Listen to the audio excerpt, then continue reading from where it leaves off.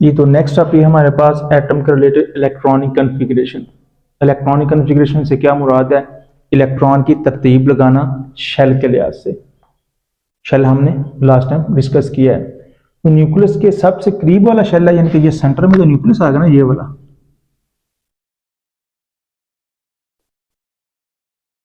और उसके बाद ये वाला पहला शेल, इसको 1 लिख लेता हूं, ये दूसरा शेल और ये तीसरा, एंड सो ऑन। ये शेल इतने ज्यादा क्यों लगाए हैं वो हम इस टॉपिक में सीखेंगे। उससे पहले दो डेफिनेशन है, एटॉमिक नंबर, एटॉमिक मास, वो सीखते हैं। एटॉमिक नंबर से मुराद है किसी भी एटम में प्रोटॉन की तादाद।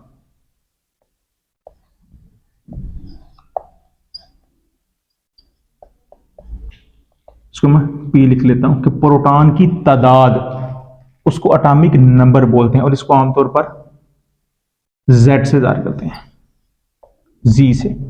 ठीक है।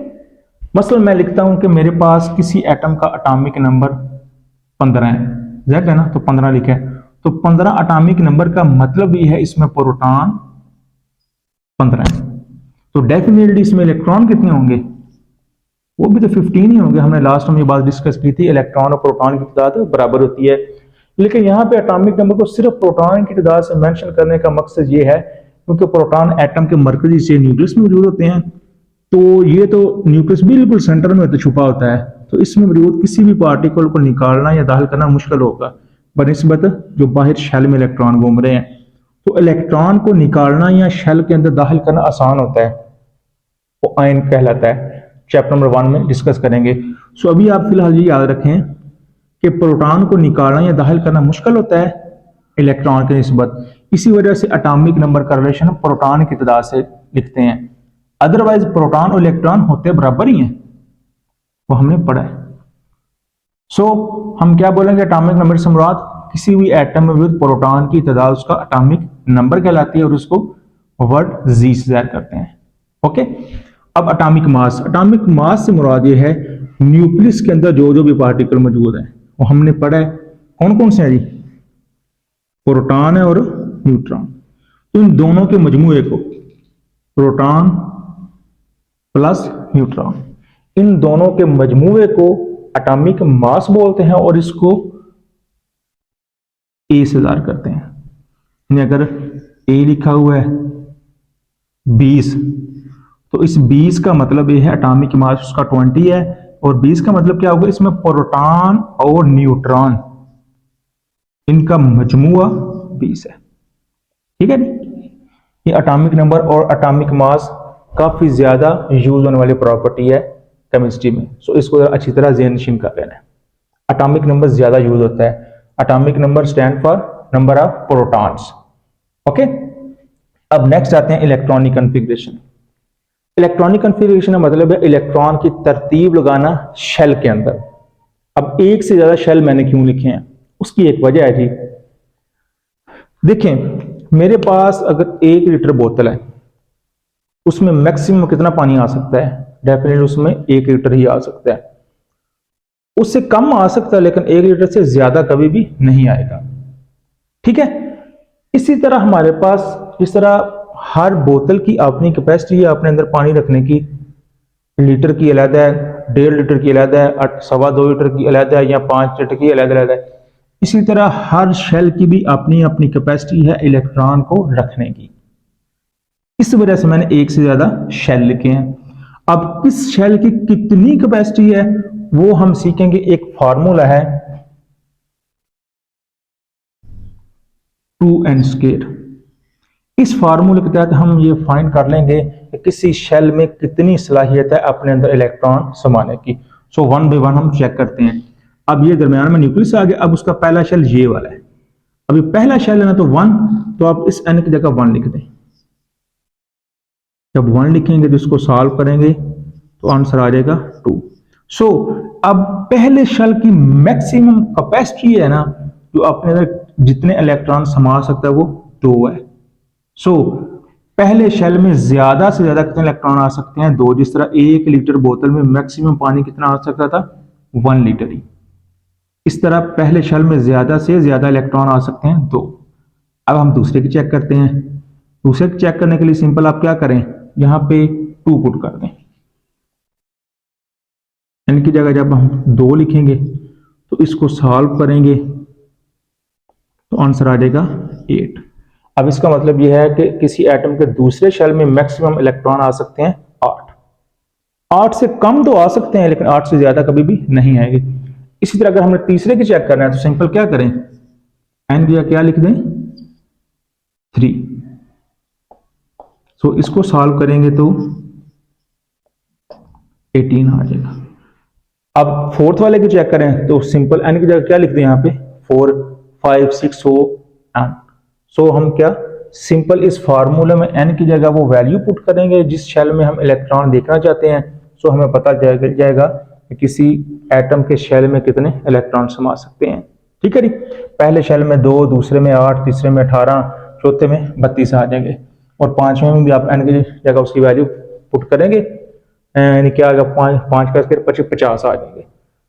ठीक है जी, सो सिंपल हम इस फार्मूले से हम किसी भी शेल की कैपेसिटी मालूम कर सकते हैं, किसी भी एटम के शेल में कितने इलेक्ट्रॉन आ सकते हैं। जरा अब मैं इनकी तरतीब लिखता हूं। देखिए पहले शेल में कितने इलेक्ट्रॉन आ सकते हैं, मैक्सिमम 2, दूसरे में मैक्सिमम की बात कर रहा हूं 8, तीसरे में 18, चौथे में 32 एंड सो ऑन। अब केमिस्ट्री की जुबान में जो पहला शेल है ये वाला, इसको बोलते हैं के और दूसरे शेल को बोलते हैं एल, तीसरे को बोलते हैं एम और चौथे वाले को बोलते हैं एन।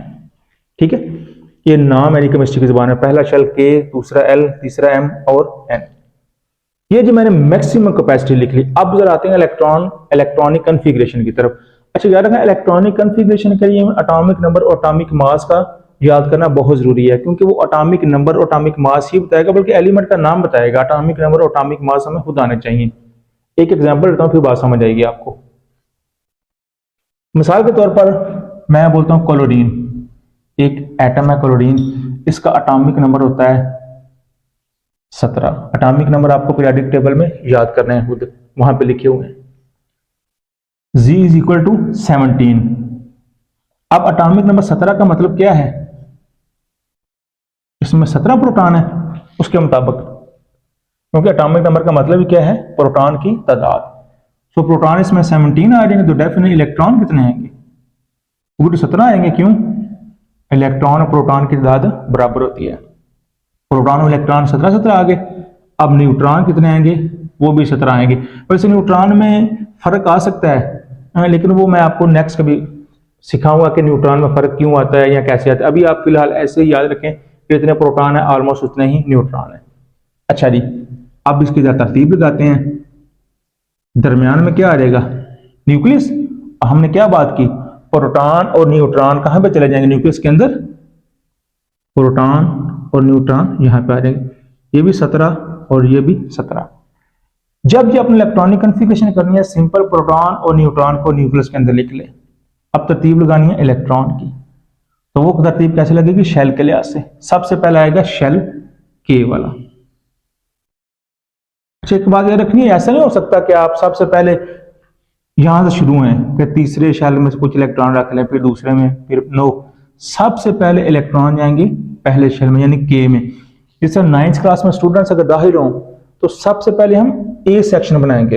अगर ए सेक्शन से बच्चे बढ़ गए तो फिर बी में बिठाएंगे, अगर बी से बढ़ गए फिर सी में। ऐसा नहीं तो हो सकता अगर 20 बच्चे हैं तो हम सेक्शन सी में बिठा दें, ए और बी हो ही ना, तो तरतीब वाइज चलना है। अगर ए फिल होगा फिर बी की तरफ जाएंगे, फिर बी फिल होगा फिर सी की तरफ।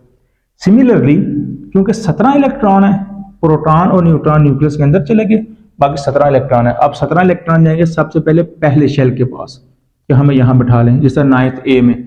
अब जब 9th ए में दाखिल होंगे यानी के में दाखिल होंगे तो के क्या कहेगा कि मेरे पास तो सिर्फ और सिर्फ 2 बैठ सकते हैं, तो हम कहेंगे चलो 2 तो बिठाओ ना।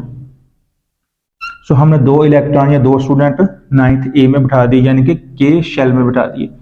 चलें 2 तो बैठे ना, अब नेक्स्ट 15 रह जाएंगे, तो कहां पर जाएंगे, वो जाएंगे जी दूसरे शेल में। अब दूसरे शेल में बैठेंगे तो जाहिर बात है उसकी भी अपनी कैपेसिटी है। दूसरा शेल कहेगा मेरे पास तो मैक्सिमम बैठ सकते हैं 8, तो मेरे पास भी बाकी कितने रह गए थे 15, चलो हम 8 तो बिठाए ना। 3 4 5 6 7 8। चलिए 10 स्टूडेंट तो बैठे हैं, 10 इलेक्ट्रॉन बैठे, ए और बी फिल हो गए, यानी के और एल शेल कंप्लीट हो गया। अब उसके बाद तीसरे शेल में,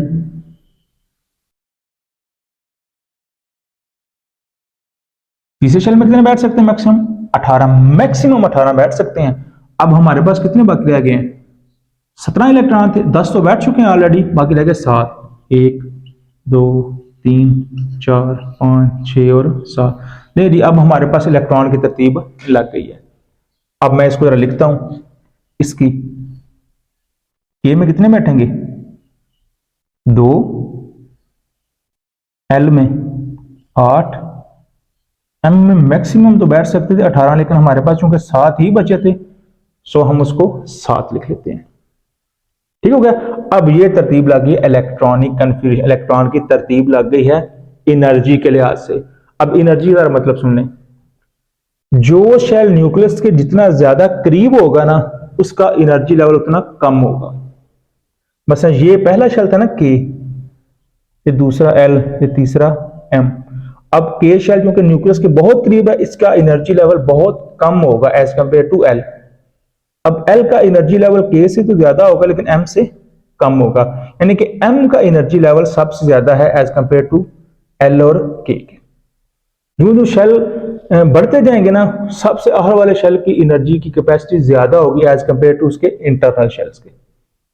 लेकिन तरतीब लगाने से पहले याद रखना है, सबसे हम तरतीब के एल एम एन के लिहाज से ही लगाएंगे। सेक्शन की बात आपने याद रखनी ए बी सी डी की। सो ये मेरे पास एक एग्जांपल आ गई क्लोरीन की। नहीं जी, नेक्स्ट एग्जांपल डिस्कस करते हैं सोडियम की। इसका सिंबल होता है Na। अच्छा, इसमें आप कम से कम 20-21 एलिमेंट के एटॉमिक नंबर, एटॉमिक मास आपने जरूर याद रखने हैं। वो मैं आपको बता दूंगा कि किन किन के आपने याद रखने हैं, क्योंकि पेपर के पॉइंट ऑफ व्यू से वो नहायत इंपॉर्टेंट है और वही अक्सर पेपर में पूछता है इनके इलेक्ट्रॉनिक कन्फिग्रेशन करें। सो एटॉमिक नंबर आपको ज़रूर आने चाहिए, क्योंकि एटॉमिक नंबर के गिर्द बहुत सारी ऐसी चीज़ें जो एटॉमिक नंबर के गिर्द घूमती हैं, स्पेशली इलेक्ट्रॉनिक कन्फिग्रेशन। और इलेक्ट्रॉनिक कन्फिग्रेशन केमिस्ट्री में बहुत ही ज़्यादा यूज़ होती है। ठीक है, ये चैप्टर नंबर 3 और 4 में हम डिटेल से सीखेंगे कि एटॉमिक नंबर कहाँ कहाँ पे यूज़ हो रहा है। तो एटॉमिक नंबर आपने बिल्कुल अच्छी तरह याद रखने, इस तरह याद रखने जिस तरह आप काउंटिंग याद रखते हैं 1 2 3 4। आपको याद रखने की जरूरत ना पड़े कि मैं पूछूंगा सोडियम का एटॉमिक नंबर क्या, तो आप सोचने लगते हैं।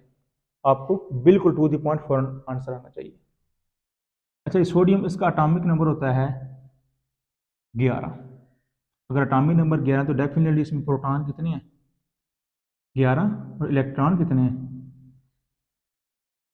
11, क्योंकि प्रोटॉन और इलेक्ट्रॉन की तादाद बराबर है। और न्यूट्रॉन भी हम फर्ज कर लेते हैं 11 ही। अब इनकी लगानी है जी हमने तरतीब। तरतीब लगाने का तरीका कर हमने सीखा क्या, कि प्रोटॉन और न्यूट्रॉन तो खामोशी से चले जाएं कहाँ पे? न्यूक्लियस के अंदर। चाहे जितने भी प्रोटॉन और न्यूट्रॉन हो, 5 हो, 10 हो, 15 हो, 20 हो, 50 हो या 100 हो, वो सारे के सारे खामोशी से चले जाएंगे न्यूक्लियस के अंदर। अब प्रॉब्लम होगी इलेक्ट्रॉन की, क्योंकि इलेक्ट्रॉन की तरतीब लगाना ही जरा मुश्किल काम है, क्योंकि उनकी तरतीब शेल के लिहाज से लगती है और शेल की अपनी अपनी कैपेसिटी होती है जी। टोटल इलेक्ट्रॉन है 11। अब 11 इलेक्ट्रॉन जाएंगे पहले शेल के पास। पहला शेल क्या कहेगा कि मेरे पास तो कितने बैठ सकते हैं? सिर्फ 2। तो हम उसमें कहेंगे 2 तो बिठाओ ना इसके मुताबिक। अब बाकी कितने रह गए? 9। 9 जाएंगे दूसरे शेल के पास। तो दूसरा शेल क्या कहेगा? मेरे पास कितने बैठ सकते हैं? मैक्सिमम 8। सो हम उसमें 8 बिठा देंगे। अब 10 तो बैठ गए ना, 10 स्टूडेंट बैठ गए, 10 इलेक्ट्रॉन तो बैठ गए, बाकी रह गया 1 इलेक्ट्रॉन। अब वो किसी तरीके से इन दोनों को तरला करके नहीं बिठा सकते कि एक ही तो है आप बिठा ले, नो, क्योंकि उनकी जितनी कैपेसिटी है वो फिल हो गई है। कभी भी ऐसा नहीं होगा जो 1 लीटर बोतल में हम किसी भी तरह से उसमें 1.25 लीटर पानी डाल रहे हैं तरला करके या खुदाम दरूद करके, no, it is not possible. अब हमें क्या करना पड़ेगा? बेशक 1 इलेक्ट्रॉन रह गया, लेकिन वो कहां पर जाएगा? तीसरे शेल में। तो यहां पे एक इलेक्ट्रॉन आ जाएगा। उसकी कैपेसिटी कितनी है? 18 इलेक्ट्रॉन बिठाने की। 18 मैक्सिमम उठा सकते हैं, उससे कम भी तो उठा सकते हैं। यदि अब 11 इलेक्ट्रॉन थे, 11 इलेक्ट्रॉन की तरतीब लग गई। अब हम यहाँ पे लिखते हैं के में कितने आए? 2। एल में कितने आए? 8। एम में कितने आए, एक। सो ये मेरे पास इलेक्ट्रॉनिक कॉन्फ़िगरेशन आ गई किसकी, सोडियम की। अब मैं आपको बता दूंगा किन किन के आपने एटॉमिक नंबर याद रखने हैं। जब आपको किसी भी एटम के एटॉमिक नंबर का पता चल जाएगा तो आप उसकी इलेक्ट्रॉनिक कन्फिग्रेशन बिल्कुल इजीली लिख लेंगे, ये डायग्राम के लिहाज से भी और इस तरह शेल के नेम के लिहाज से भी। क्लियर है। ये मेरे पास इनिशियल इंट्रोडक्शन था एटम का, उसके हिस्सों का और उसके हिस्सों की तरतीब का, इलेक्ट्रॉन, प्रोटॉन, न्यूट्रॉन, न्यूक्लियस कहाँ कहाँ पे पाए जाते हैं, उनकी कैपेसिटी कितनी है, एटॉमिक नंबर और एटॉमिक मास। ये वाले एक दो टॉपिक आप बहुत ही ध्यान से आपने इनको सुनना है जी।